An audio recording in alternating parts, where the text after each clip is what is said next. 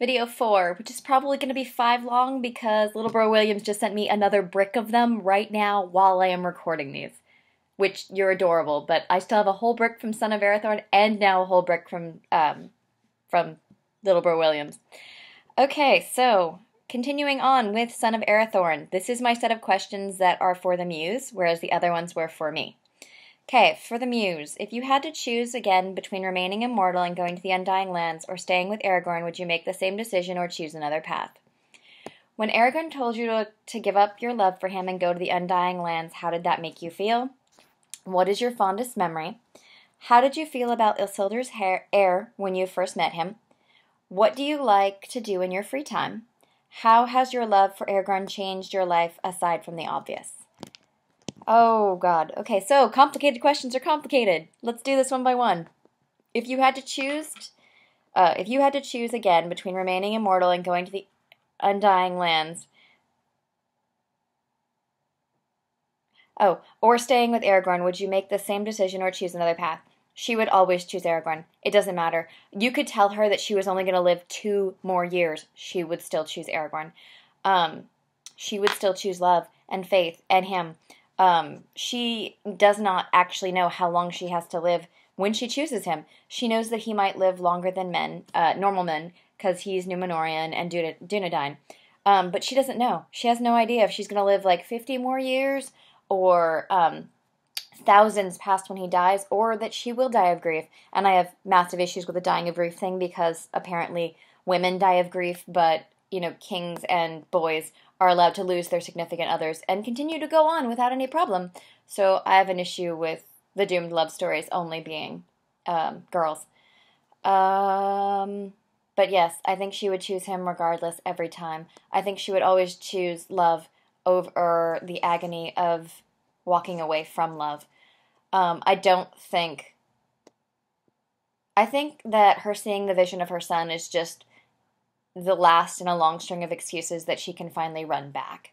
I think that just like Aragorn, she's afraid of the choice she's making, and she's afraid of dying, because these are things she has never had to do before, and it's super hard to be one person out of thousands and to walk away from all of your people and to know that you are going to be not an outcast, but you will always be on the outside. No matter how much all of these people love her, her people will become this myth, and she will be the only one left. And that she will be, after he dies, she will lose her heart, basically. I think these are scary things. They're deeply scary things. But basically, no matter which way she's choosing between the rock and the hard place, because she can choose him and these happy years that will be golden and they will be deeply in love, or she can choose to go to the lands of the Undying and be in agony for the rest of time, because she will always love this one person and she will never have them, and they will have died, and she will continue living forever in Valinor with all of the happy, people who are paired off and blissful and in love, and she will never have that.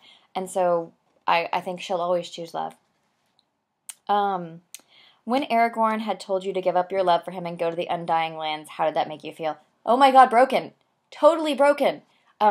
Look at her face. She is so confused and almost a little angry and very, very, disbelieving, because this is the person who has been in love with her for, dozens and dozens and scores of years, who is suddenly saying no. Like, scores of years after they agreed they were basically going to get married and that he was going to do this quest. And he's actually going on the quest now that he was given by Elrond, like, decades ago. So the fact that he's on this quest and then he tells her, we're done. Oh my God, it's like a betrayal. It's horrible. She doesn't believe in it because, he doesn't look believable. He looks guilty and embarrassed about trying to run away and to returning the Even Star, and, his inability to look convincing when he says that this is a dream. Yeah, I do think that it's another one of those problems when she chooses to stay on Middle-earth, because the last time she sees him, aside from the possibility that the dream actually is her in contact with him, is the idea that she's making this choice without the promise or knowledge that she will ever have him. She is just choosing it because it's the only way she could choose. It's the only path her heart could take. What is your fondest memory? This would be a complicated one. Childhood, it's probably with her family, all of them, any kind of family sorts of gatherings. During her middle years, it's probably being trained by Galadriel. And the many years she spends in Lothlorien, it's probably the friendship with Legolas. I know I'm listing lots, but, I have 2,000 years to go on, and so you really can't count it as tiny one fondest memory. Probably the first time she kissed Aragorn. The promise they make each other on Seren Emroth. Her wedding, every birth of all of her children, so much of raising her children, so much of understanding both of her parents through her children, too late to actually tell them she understands them. How did you feel about Isildur's heir when you first met him? Oh my God, I love this. This goes under angst and embarrassment and pity, even pity. Because basically she is, I don't remember how old she is. She's somewhere between 1,500 and 1,000 and 2,000. There's this tiny child, and he's 20, and 20 is like baby years to elves. And this tiny child has just decided he's in love with her because she's beautiful. And, this is Arwen. She's been alive for thousands and thousands of years. I think she just looked at him like a kid, because he has no idea who she is, and he just thinks she's Luthien, and thus, bam, he's in love with her, and it's love at first sight. And she doesn't return it for like 30 years. So, no, I think she'd be a little amused and a little pitying, and I think she'd sort of pat him on the head and think he was really cute. But that, he's young and mortal, and he's made of, the fastest fire and the soonest deaths. And, he's very transient. I think she would still try to get to know him really well because her brothers love him, and Elrond deeply considers him the foster son. And I think she probably knows from the beginning that he's Isildur's heir because all of the heirs of that bloodline have been being raised in Imladris pretty much her whole life. So, he learns that the day before, he meets her, but she's probably known that the entire time.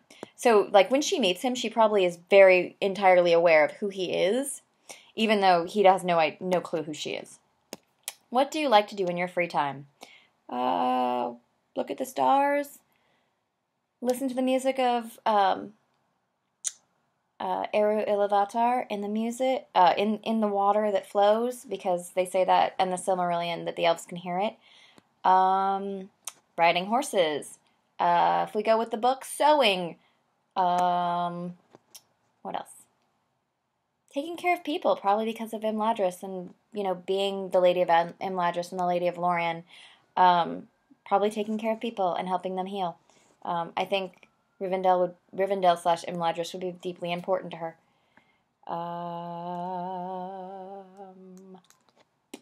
Training with Galadriel.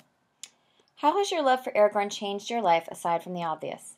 I think it forces her to be braver than she would have ever had to be. I think it forces her to face more of her fears than she ever would have had to if she had gone to the Undying Lands and just stayed the pampered, happy princess, daughter of, the kindest person, elf that's pretty much out there.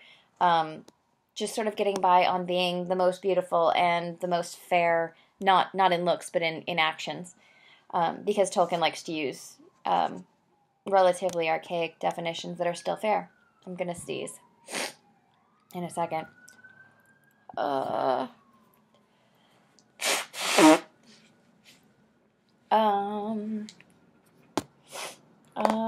How has it changed her life? Children, marriage, endless dedications, learning how to be a queen. I think that's a massive, massive difference to who she is. Learning to be a mother, learning what it takes to be a wife. Because I gotta tell you, it's not the same as being a girlfriend, basically, for 60 years to someone who is transient and comes and goes and is only there for a few days. That's a long-distance relationship where you don't have time to fight, because you're too busy holding on to every second that you have during that time. So I think all of those are how her life changes. And she has to give up her family and everything else. So yeah, And Svnofarathvrn, I hope you feel loved because I just used up a whole 10 minutes on your block of For the Muse. So, yeah, I'm going to have 5 videos for Arwen. I love you all. I have to go now do Little Bro Williams in another one. Hearts and stars, I love you guys.